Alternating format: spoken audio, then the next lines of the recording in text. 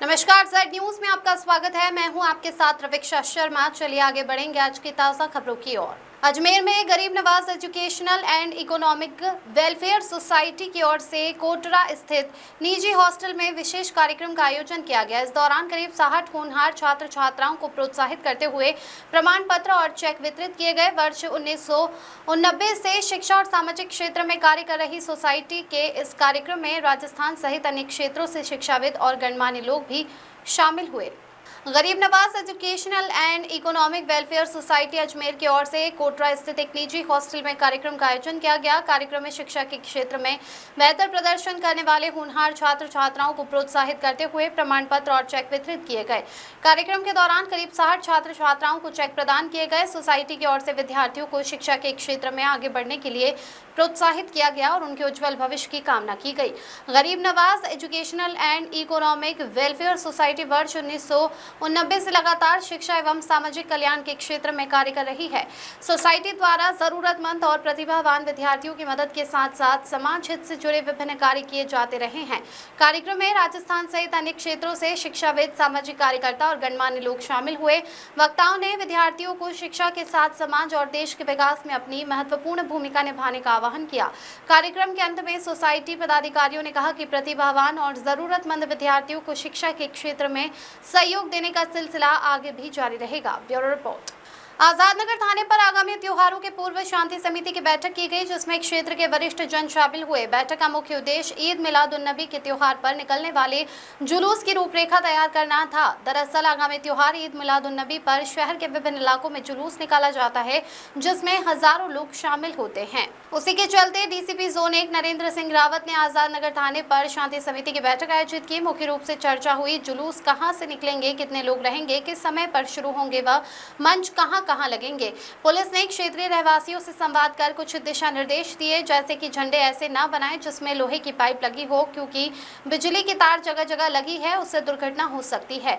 DJ पर किसी भी तरह का आपत्तिजनक गाना नहीं बजाया जाएगा, जिससे आपसी सौहार्द बिगड़े। डीजे गाड़ी का मैकेनिकल सर्टिफिकेट होना चाहिए। जुलूस के लिए जो रूट परंपरागत है उसी रूट से निकलेंगे। जहां जहां संवेदनशील स्थल है वहां पर वॉलंटियर लगेंगे और पुलिस के साथ समन्वय बनाकर रखेंगे। साथ ही पुलिस ने आमजन से अपील की है कि सभी शांतिपूर्वक त्योहार मनाएं। जो परंपरा चली आ रही है उसी परंपरा का निर्वहन करें। अगर कोई असामाजिक तत्व इस शांतिपूर्ण त्योहार में बाधा उत्पन्न करता है तो उसके खिलाफ कड़ी कार्रवाई की जाएगी। ऐसे व्यक्ति की सूचना पुलिस को तत्काल दें। इंदौर पुलिस के वरिष्ठ अधिकारियों के निर्देशन में नशा मुक्ति अभियान चलाया जा रहा है। इसका उद्देश्य ये है कि नशा पूरे परिवार को जड़ से खत्म कर देता है। आपकी आर्थिक और शारीरिक स्थिति खराब होती है। समाज के लिए नशे से ज्यादा खतरनाक चीज कोई नहीं है। इससे दूरी बनाए रखना बहुत जरूरी है। इंदौर पुलिस द्वारा अवैध नशे बेचने वालों पर लगातार कार्रवाई की जा रही है और अब तक कई नशा तस्करों को जेल भेजा जा चुका है। आगे भी नशे के खिलाफ अभियान जारी रहेगा। रईस बैग की रिपोर्ट। सर, शांति समिति की जो आपने मीटिंग ली है, बैठक ली है, उसके बारे में आप क्या संदेश देना चाहेंगे आजादनगर की जनता को? ये थाना आजादनगर में शांति समिति की मीटिंग ली थी। जो आगामी त्यौहार आ रहे हैं उनको मद्देनजर रखते हुए ये शांति समिति की मीटिंग ली थी। इसमें मुख्यतः सभी से सबसे पहले तो हम लोगों ने उनके पॉइंट्स जाने कि उनके कहाँ से जुलूस निकलेंगे, कितनी संख्या में लोग रहेंगे, क्या समय रहेगा जुलूस का, लंगर कितनी संख्या में रहेगा, कहाँ का रहेगा, स्टेज कितनी बनेगी। तो पहले उनके बारे में जान के हम लोगों ने अपने पॉइंट उनको बताए हैं कि इस तरीके के झंडे ना बनाएं जिसमें लोहे के पाइप रहें, जिससे तार बिजली के तार में लग जाए। दूसरा जो डीजे पे रहेंगे उसमें आपत्तिजनक गाने वगैरह नहीं होने चाहिए। डीजे पे कोई आदमी ऊपर ना बैठे। डीजे में जो संचार माने जो ड्राइवर हैं वो सही कंडीशन में रहें। डीजे की जो गाड़ी है उसका मैकेनिकल सर्टिफिकेट रहे, जिससे बीच में, क्योंकि जुलूस क्या है कि 10 से 15 हज़ार लोगों का रहेगा यहाँ पे, तो बीच में गाड़ी ना खराब हो जाए।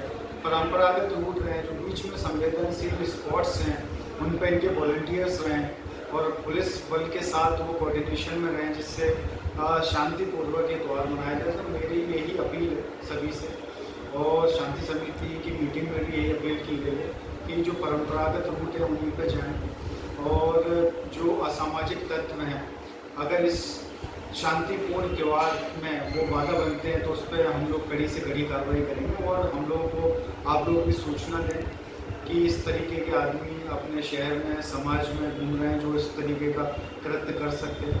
बाकी शांतिपूर्वक त्यौहार मनाएं, उसके लिए हम लोग पुलिस और प्रशासन पूरी तरीके से तत्पर है।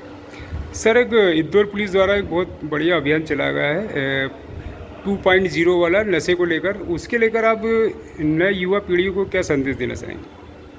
देखिए, नशे से दूरी है जरूरी 2.0 माननीय मुख्यमंत्री जी के निर्देश में, डीजीपी महोदय के निर्देश में ये चलाया गया था। इसमें इंदौर के द्वारा एक रिकॉर्ड भी बनाया गया। इसमें बहुत ज़्यादा संख्या में वर्चुअली और फिजिकली लोगों को कनेक्ट किया गया है। इसमें यही संदेश है कि नशा पूरे परिवार को जड़ से ख़त्म कर देता है। नशा आपकी आर्थिक स्थिति को ख़राब करता है, आपकी फिजिकल स्थिति को ख़राब करता है। जब फिजिकल स्थिति ख़राब होती है तो बीमारी पड़ती है, बीमारी होने के कारण उसमें आपको इलाज में आपका पूरा खर्च हो जाता है, तो पूरा परिवार टूट जाता है। तो मेरी यही अपील है और यही संदेश है कि नशा से खतरनाक अपने समाज के लिए कोई चीज़ नहीं है, उससे दूर रहना ही जरूरी है। और हम लोग लगातार उस पर कार्रवाई भी करते हैं और अपनी जो जागरूकता अभियान है वो भी चलाते हैं। सर, इंदौर महानगर में आपको प्रशासन ने पहली बार जिला नियुक्त डीसीपी के तौर पे किया है, तो उसको लेकर आपको इंदौर में क्या प्रतिक्रियाएं दिख रही जिसमें एक सुधार होना चाहिए? देखिए, इंदौर महानगर में पहले एसीपी परदेसीपुरा अभी था, अभी डीसीपी जून मंथ का चार्ज लिया है। इंदौर महानगर में पुलिसिंग जब से ये कमिश्नरेट प्रणाली चालू हुई है तो हम लोग प्रिवेंटिव एक्शंस और अच्छी तरीके से काम कर रहे हैं और लगातार क्राइम में अंकुश बनाए हुए हैं। हम लोग पे जो फोकस एरिया है वो अभी प्रिवेंटिव पे ही है कि अपराध जितने कम से कम हो वो हमारा फोकस है। ठीक है सर, आपका शुभ नाम बता दीजिए सर। मेरा नाम नरेंद्र सिंह रावत है। मैं 2021 बैच का IPS अधिकारी हूँ और यहाँ पे एसीपी परदेसीपुरा रहा हूँ और अभी डीसीपी जोन 1 का चार्ज हूँ। Thank you sir. हर रविवार सुबह 8 बजे खंडवा से रवाना होगी बस मरीजों का धीरज हॉस्पिटल बड़ौदा में निःशुल्क उपचार। खंडवा के लोगों के लिए स्वास्थ्य के क्षेत्र में एक नई सौगात मिलने जा रही है। दादाजी मंदिर के पास से धीरज हॉस्पिटल बड़ौदा के निःशुल्क बस सेवा शुरू हो गई है। ये बस सेवा हर रविवार सुबह 8 बजे खंडवा से रवाना होगी। बस खंडवा से खरगोन, जुलवानिया, बड़वानी, निसरपुर, कुक्षी और अलीराजपुर होते हुए बड़ौदा स्थित धीरज हॉस्पिटल पहुंचेगी। इस सेवा का उद्देश्य जरूरतमंद मरीजों को बेहतर स्वास्थ्य सुविधाएं उपलब्ध कराना है। जानकारी के अनुसार किसी भी प्रकार के मरीज का धीरज हॉस्पिटल में निःशुल्क इलाज किया जा रहा है। मरीजों और उनके परिजनों के लिए ये निःशुल्क बस सेवा काफी राहत देने वाली साबित हो सकती है। निःशुल्क बस सेवा सप्ताह में एक दिन प्रत्येक रविवार को सुबह 8 बजे खंडवा से बड़ौदा के लिए रवाना होगी। अगर आप भी सेवा का लाभ लेना चाहते हैं तो संपर्क करें Rajat Patidar, Balaji design and construction. संपर्क सूत्र 9669257670। खंडवा सचिन पाटीदार, धीरज अस्पताल बड़ौदा। शान कनाड़ी की रिपोर्ट। हमारे यहाँ पर एक योजना लागू करी हमने कि एडमिट होने पर सभी जांचें मुफ्त है। MRI, CT scan, sonography, x ray. और दूसरी योजना ये है कि OPD बेस, मतलब तत्काल कोई आदमी आता है तो 50% डिस्काउंट है। तो खरगोन या खंडवा इसके आसपास क्षेत्र के मरीज ज़्यादा से ज़्यादा इसका लाभ लें और परिवार सुरक्षा कार्ड जरूर बनाएं। खरगोन से अस्पताल पहुंचने की सुविधा भी बस निःशुल्क बस सेवा खरगोन से सुबह 8 बजे है और खंडवा से भी 8 बजे है और गुरुवार को भी 8 बजे खरगोन से ही है। रवाना हो गया रविवार एक और एक गुरुवार को आती है बस। नाम भी बताओ। स्थान कलेक्टर भवन के पुराना कलेक्टर भवन के सामने बस स्टैंड, सचिन पाटीदार। पहला उद्देश्य तो हमारा ये है कि कोई भी मरीज आज जैसे गरीब हो, है ना, तो उसको मतलब पूरी सुविधा दी जाए, मतलब वो बीमार न रहे। और ये आज से हमने 17 मई 2023 को ये सुविधा खरगोन से चालू की थी, जिसके वहाँ के मैनेजमेंट हमारे शिवराज जी और सचिन जी के जरिए मतलब हमारी ये चर्चा हुई थी। तो हमने 17 मई 2023 को ये सुविधा चालू करी। आज 3.5 साल, 3.25 साल हो गए हैं हमारे को। और आज जो ये सुविधा चालू करी है ये खंडवा से चालू करी है, जो कि खंडवा से खरगोन होकर मतलब रविवार के दिन 2 गाड़ियाँ चालू कर दी है। अब रविवार के दिन सुबह जो जाएगी, जो पिछले 3 साल से चल रही है, वो सुबह अपना टाइम पे निकलेगी 8 बजे। और ये वाली गाड़ी यहाँ से लगभग 9:30 बजे के आसपास खरगोन से रवाना होगी। खरगोन से कितने वाहन चल रहे हैं? खरगोन से 2 वाहन रविवार के चल रहे हैं, एक गुरुवार के दिन भी चल रहा है। पूर्व से 2 वाहन चल रहे हैं, आज एक हाँ नया हुआ। हाँ, एक वाहन और बढ़ा दिया है। इसकी प्लानिंग हमारी मतलब बहुत पहले से थी, खंडवा से चालू संचालक करना। द्वारा ये अस्पताल में भी कोई सुविधा मुहैया कराई जाती हाँ, तो अस्पताल में मतलब हमारी तरफ से मतलब हॉस्पिटल की ओर से एक तो वाहन सुविधा निःशुल्क है, उसके बाद में वहाँ पे इनका पेशेंट का रुकना निःशुल्क है, डॉक्टर की फीस निःशुल्क है, और जो भी जांच वगैरह होती है उसके अंदर 50% छूट दी जाती है, क्या नाम है ना। उसके बाद खाना, रुकना और एक अटेंडर, इसको भी मतलब वहाँ सुविधा निःशुल्क दी गई है। क्या नाम लगता है? पंकज जैन, खरगोन। हॉस्पिटल बड़ौदा फ्री में जा रही बस सेवा, निःशुल्क इलाज करवाने। मना कौन बात? पेशेंट का नाम है छाया भाई माला का, क्या हुआ इनको? इनके कमर में भी दर्द है। क्या कहना चाहोगे, मतलब आपको इतनी सुविधाएं मिल रही है? भाई सुविधा तो आप यहाँ से तो फ्री सेवा जा रहे हैं, वहाँ मालूम पड़ेगा क्या होगा। आधार कार्ड लाए हम, आयुष्मान कार्ड लाए। क्या के लेकर आपने? हम तो इलाज करवाने के हिसाब से जा रहे हैं, वहाँ पहली बार जा रहे हैं। क्या नाम है तुम्हारा? मेरा नाम नारायण माला का, कहाँ रहते हो? सावखेड़ा रहता हूँ। ट्राई करिए। अच्छा, राजेश मसाले। से क्या? अरे हटा, कभी हटा। पेट सफा खा, पलंग पे लेट के सो जा। अंकल हो या आंटी, पेट की बजेगी सुबह घंटी। ट्रिंग ट्रिंग, तुरंत खा के कंडीशन पलट ले। कब्ज को बोल, कट ले, फुट ले, उबट ले, निकल ले, समझा क्या? पेट सफा 16 खास आयुर्वेदिक जड़ी बूटियों से बनेला है, जो पहली रात से ये असर दिखाता है। पेट सफा, हर रोग दफा, समझा क्या? स्वर्णगिरी पर्वत की यात्रा श्री राम मंत्र साधना पीठ अखिल भारतीय संत समाज अध्यक्ष विशाल दास जी महाराज के आतिथ्य में निकाली गई। स्वर्णगिरी पर्वत से शुरू होकर नारायण धाम होते हुए पंचकोशी यात्रा निकाली, जिसमें हजारों की संख्या में श्रद्धालु सम्मिलित हुए। यात्रा का कई सामाजिक संस्था द्वारा स्वागत किया गया। गोविंद सलित्रा की रिपोर्ट। क्या कार्यक्रम है आज? प्रत्येक महीने के शुक्ल पक्ष की एकादशी के दिन स्वर्णगिरी पर्वत की बड़ा ही सुंदर पुनीत परिक्रमा प्रारंभ होती है, और पूरे स्वर्णगिरी पर्वत की परिक्रमा 11 किलोमीटर की आज उत्तरदायी एकादशी के दिन आज भी संपन्न होगी। समस्त भक्तजन साथ में परिक्रमा करेंगे। हजारों की संख्या में आज बड़े ही श्रद्धालु यहाँ पर पधारे हैं, और ये कृपा स्थली भगवान कृष्ण की और सुदामा जी के चरण स्थली चरणमया में यहाँ भगवान के पूजन करके और ध्वजारोहण करने के साथ में आज की ये परिक्रमा प्रारंभ होगी, और यहीं आकर के फिर पूर्ण होगी। स्वर्णगिरी पर्वत पर जहाँ सदियों से यात्रा चलती आ रही है, उस यात्रा की क्या रूपरेखा रहती है, किस प्रकार से यात्रा निकलती है, आइए हम आज कवि किशोर जी पांचाल से बात करते हैं कि यहाँ की यात्रा किस प्रकार से निकलती है और यहाँ पे क्या क्या कार्यक्रम होते हैं। भाई साहब बताएं, यहाँ की यात्रा किस प्रकार से निकलती है और धार्मिक आयोजन क्या क्या रहते हैं यहाँ पे? जय श्री कृष्णा। जैसे गोवर्धन गिरिराज जी की परिक्रमा होती है, मथुरा गोवर्धन स्थित जो पर्वत है, उसी प्रकार से यहाँ स्वर्ण गिरिराज जी की परिक्रमा होती है। भगवान श्री कृष्ण जब इस पर्वत से लकड़ियाँ लेकर आश्रम को पधार रहे थे, तब उन्होंने इस गिरि को वरदान दिया था कि हे गिरि, कालांतर में आपकी पूजा मेरे ही शालिग्राम स्वरूप में होगी, जो भी आपकी प्रदक्षिणा करेगा वह मेरी कृपा को प्राप्त करेगा। इस हेतु सभी भक्तजन मिलकर निरंतर इसकी परिक्रमा करते हैं, किंतु स्वर्णगिरी पर्वत तीर्थ क्षेत्र समिति इसको शुक्ल पक्ष की एकादशी को संतों के सानिध्य में आयोजित करती है। हर माह शुक्ल पक्ष की एकादशी को यह परिक्रमा होती है, और हजारों लोग श्रद्धालु इसमें सम्मिलित होते हैं। ये संतों के सानिध्य में परिक्रमा होती है, और यह स्थान कृष्ण पाथे से जुड़ा हुआ है। हमारे प्रदेश के मुखिया आदरणीय श्री मोहन जी यादव साहब, मुख्यमंत्री जी इस स्थान का डेवलपमेंट करने के लिए प्रतिबद्ध है, और यह स्थान कृष्ण पाथे से जुड़ा हुआ है। यह स्थान मध्य प्रदेश के उज्जैन जिले की महिदपुर तहसील के अंतर्गत ग्राम चरणमया चिरमिया में आता है। नारायण धाम से इसकी दूरी पश्चिम दिशा में 3 किलोमीटर है। ऐसा बताया गया कि मुख्यमंत्री जी ने इसको डेवलपमेंट करने के लिए कुछ घोषणा भी करी है। हाँ, वो उनका प्लान है, प्लान तैयार हो रहा है। आने वाले समय में सभी श्रद्धालुओं को बेहतर सुविधा मिले, इसके लिए मध्य प्रदेश सरकार जो है प्रतिबद्ध है।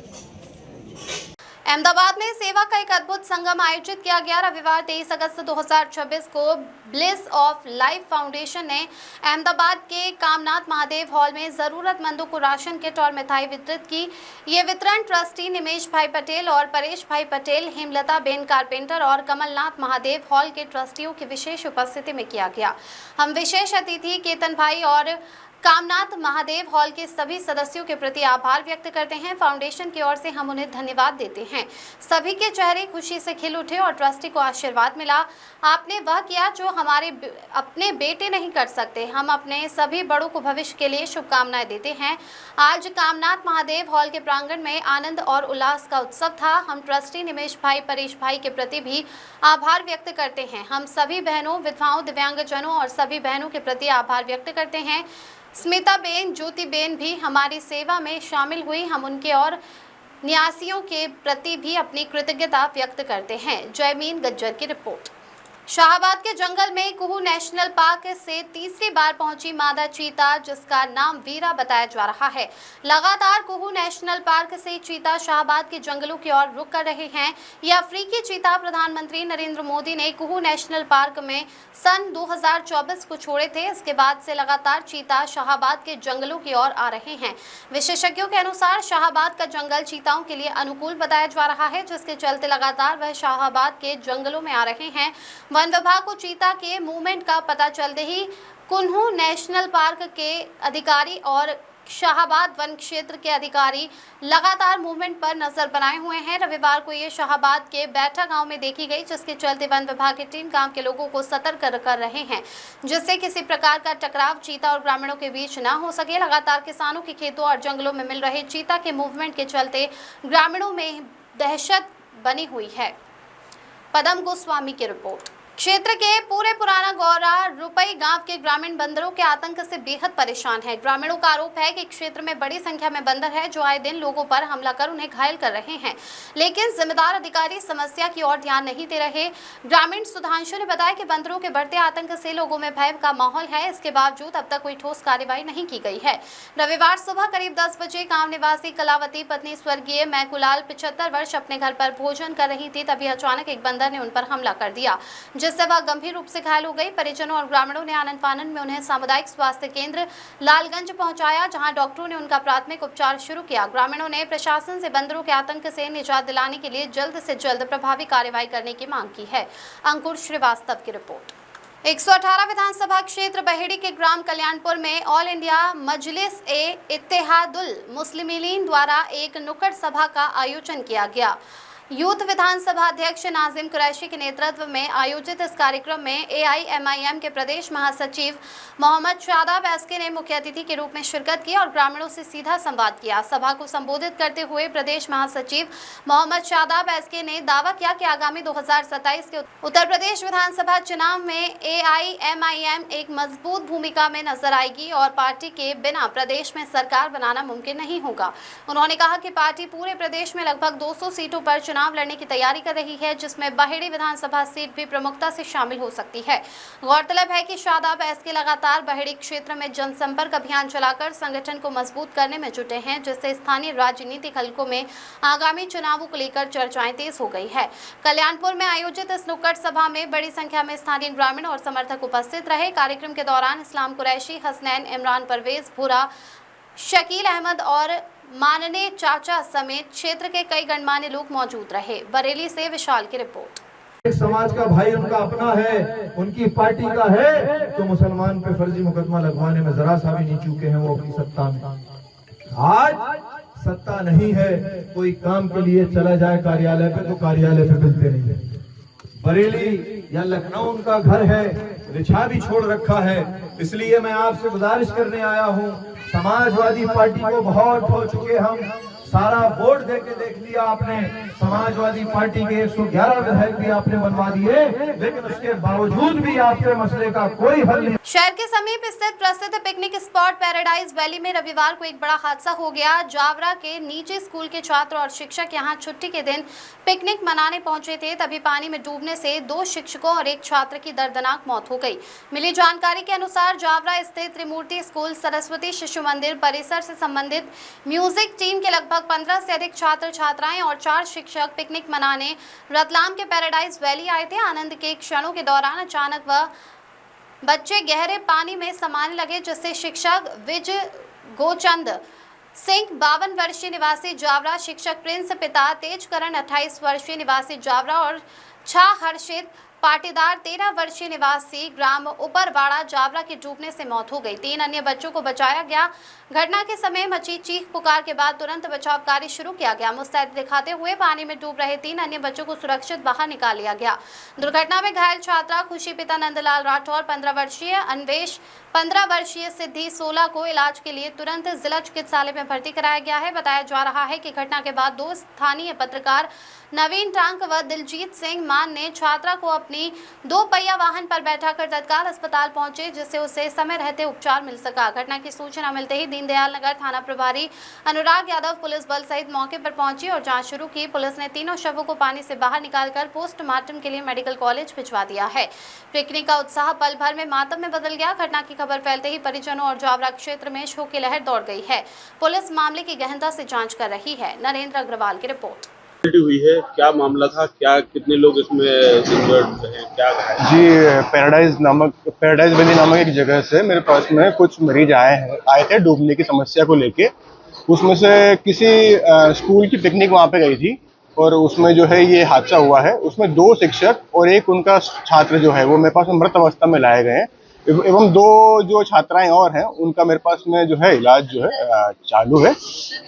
प्राइवेसी क्या लग रहा है, प्राइवेसी क्या लग रहा है, क्या कैसे मौत हुई होगी? जी सर, बाकी जो प्रत्यक्षदर्शियों के अनुसार तो जो है डूबना ही बताया जा रहा है। बाकी जो है खुलासा पोस्टमार्टम के बाद में। जो लोग और हैं उनकी स्थिति कैसी क्या है? जो और जो बच्चे उनकी स्थिति अभी स्थिर है। टोटल कितने लोगों की मौत हुई? जी 3, जिसमें 2 शिक्षक हैं एवं एक उनका स्टूडेंट है। आपका नाम और पद? जी, मेरा नाम डॉक्टर चंदन द्विवेदी, मैं आकस्मिक चिकित्सा अधिकारी रतलाम मेडिकल कॉलेज से। Thank you. क्या नाम है आपका? विजय सिंह राठौर। विजय जी, क्या घटना घटी आज? आप कहाँ से आए थे, किसको लेकर? जावरा से आए थे। बता, पूरा डिटेल बता। जावरा से आए थे और कुछ बच्चे थे जो कि अलग से आए थे, लेकिन ऊपर बस हमारी थी उसमें। अच्छा, कहाँ से, किस स्कूल से आए थे, काय के लिए आए थे? जावरा त्रिमूर्ति कॉन्वेंट स्कूल से आए थे। काय के लिए? ये पिकनिक करने आए थे। कहाँ पे? ये पैराडाइज वैली करते हैं। फिर क्या था वहाँ पे पैराडाइज में? क्या है पैराडाइज? थोड़ा सा पानी वाला था। हाँ, पानी वाला एरिया था, वहाँ घूम रहे थे। हाँ। घूमते घूमते एक बच्चे का पैर स्लिप हो गया। हाँ। तो उसको बचाने के चक्कर में 2 टीचर्स थे हमारे। हाँ। विजय और प्रिंस। हाँ। ये दोनों भी कूद गए उसको बचाने। फिर क्या हुआ? फिर धीरे धीरे जैसे उसको तो जैसे तैसे बाहर निकाल के आए, इनका ही पैर स्लिप हो गया। फिर बाकी आसपास के जो लोग थे तैरने वाले, उन्होंने इन लोगों को निकाल दिया। फिर कितने लोग इसमें, क्या घटना, कैजुअलिटी कितने लोगों के साथ हुई है? सर 3 लोगों के साथ। कौन, क्या नाम उनके तीनों के? एक तो बालक है हर्षित पाटीदार और 2 टीचर हैं। उनके नाम क्या है? विजय सिंह और प्रिंस। अच्छा, इसमें तैराक कितने थे आप लोग जैसे लेके आए थे? सुरक्षा को लेके क्या इंतजाम किए थे स्कूल की तरफ से, आपकी तरफ से?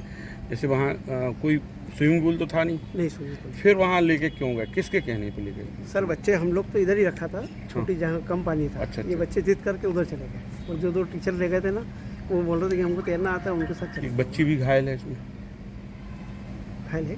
हाँ। हाँ, वो सेफ है, लेकिन अच्छा, सेफ। वो भी घबरा गई थी। 2 बच्ची घबरा गई जो थी। बच्चा मृत हुआ है उसकी उम्र कितनी है? उसकी 14 साल की है। किसका स्कूल है ये, कहाँ का है? ये जावरा का स्कूल है। ठीक है।